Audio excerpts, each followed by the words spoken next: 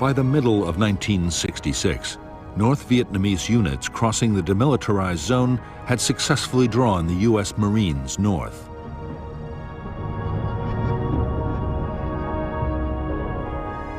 In the highlands, the NVA 24th Regiment had engaged elements of the 101st Airborne Division. The 1st NVA Division had pulled a U.S. infantry brigade and the 1st Air Cavalry towards the Cambodian border.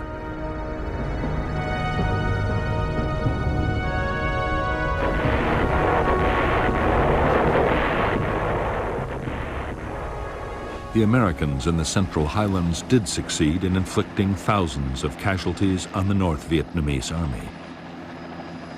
But in some of the most arduous fighting country in Vietnam, the Americans found it impossible to trap large enemy units.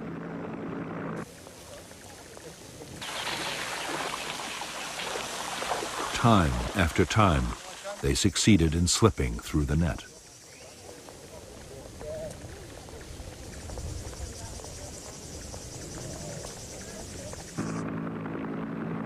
Although the American military were killing 5 North Vietnamese soldiers for every one of their own losses, Northern commanders were still confident.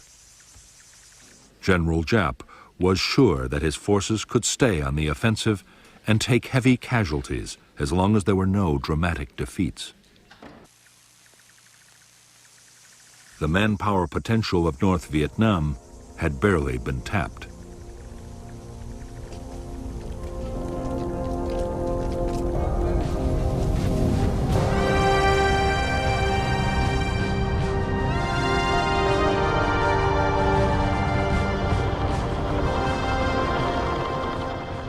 From the start of its war in Vietnam, the U.S. Army had found the conflict to be unlike any other.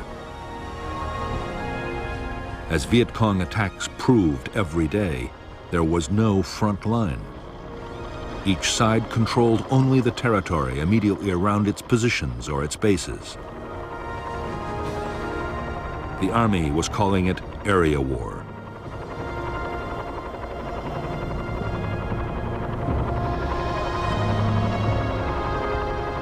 Area war meant that the roads linking U.S. bases to other units and to their supply depots were never completely secure.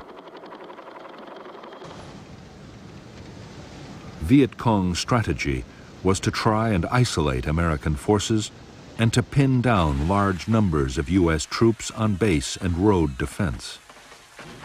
That way, there would be fewer men available for offensive operations.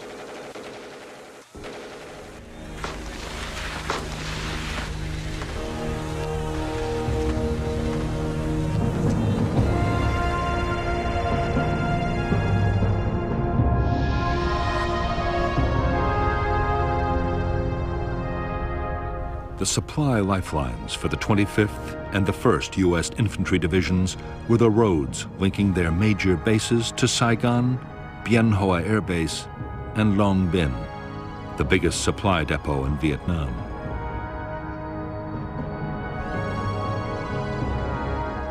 The roads were constantly patrolled by armored vehicles and aircraft. In August 1966, the 25th Division was tasked with clearing the way for a new American unit, the 196th Light Infantry Brigade.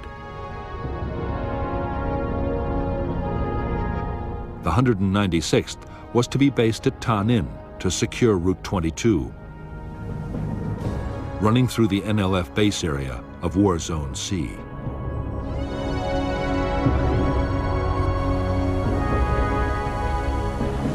By October 1966, the NLF 9th Division had almost recovered from the battles of the previous July. Its losses in men and equipment had been replaced by supplies and reinforcements sent down the Ho Chi Minh Trail from North Vietnam.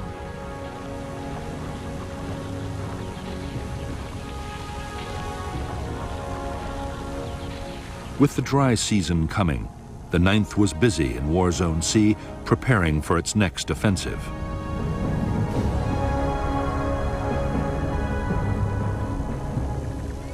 The renewed activity of the 9th Division did not pass unnoticed by the Americans. Special Forces units mounted an intense reconnaissance effort deep inside Viet Cong territory. The reports they brought back seemed to show that the 9th's next target might be the Special Forces' own base camp, northeast of Tay Ninh City.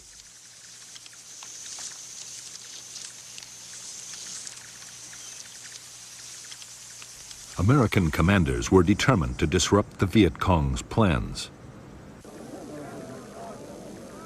The 196th Brigade was ordered to mount aggressive search and destroy sweeps near the Special Forces camp area. The sweeps, starting on September 14, 1966, were codenamed Operation Attleboro.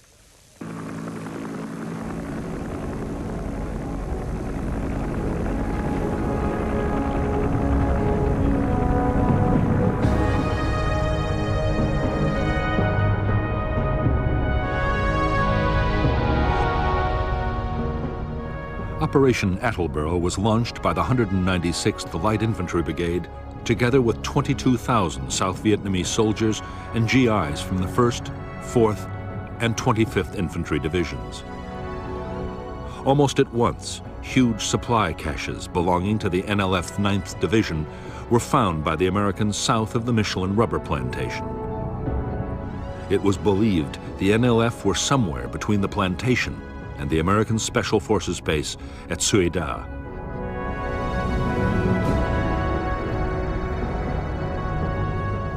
While one battalion made a helicopter landing, the other battalions pushed towards it on foot. When the landing zone was ambushed, both sides sent thousands of reinforcements rushing to the area. By the following day, full-scale battles were raging.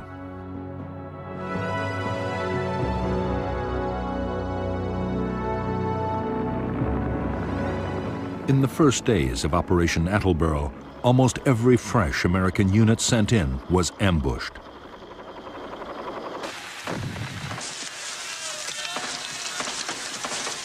Nor were the Americans safe behind the defensive perimeters of their nighttime camps. NLF units struck with thousands of men at a time and came close to wiping out whole American formations.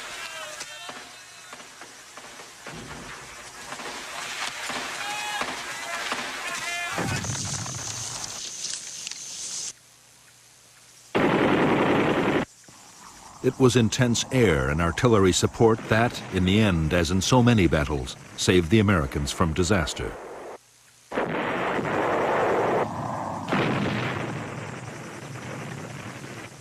Even then, many of the NLF battalions were attacking out of bunkers, trench lines, and tunnels, and were sometimes able to withstand the most punishing bombardments. The inexperience of the 196th was also telling. Tactical coordination between the brigade's units was poor.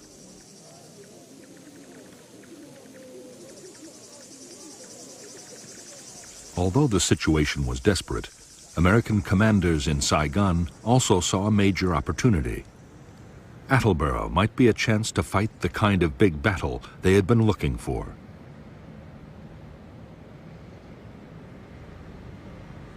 The 1st Infantry Division raced 2 brigades to the area, and unit after unit was piled on.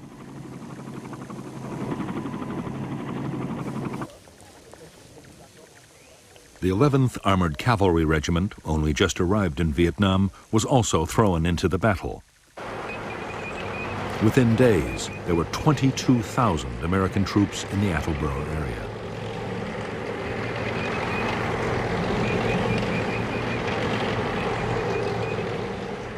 The massive buildup of American forces was the NLF's cue to disengage. Although fierce firefights continued wherever the two sides came into contact, the 9th Division began to withdraw. Its big units broke down into smaller groups and slipped away towards Cambodia, where the Americans were forbidden to follow.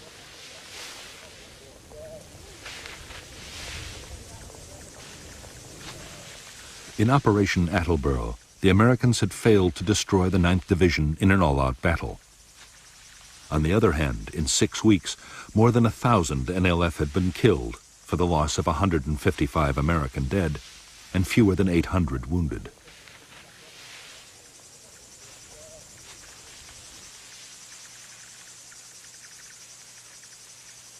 U.S. troops had captured a massive amount of enemy stores and documents, and Viet Cong plans for the coming months had been badly disrupted.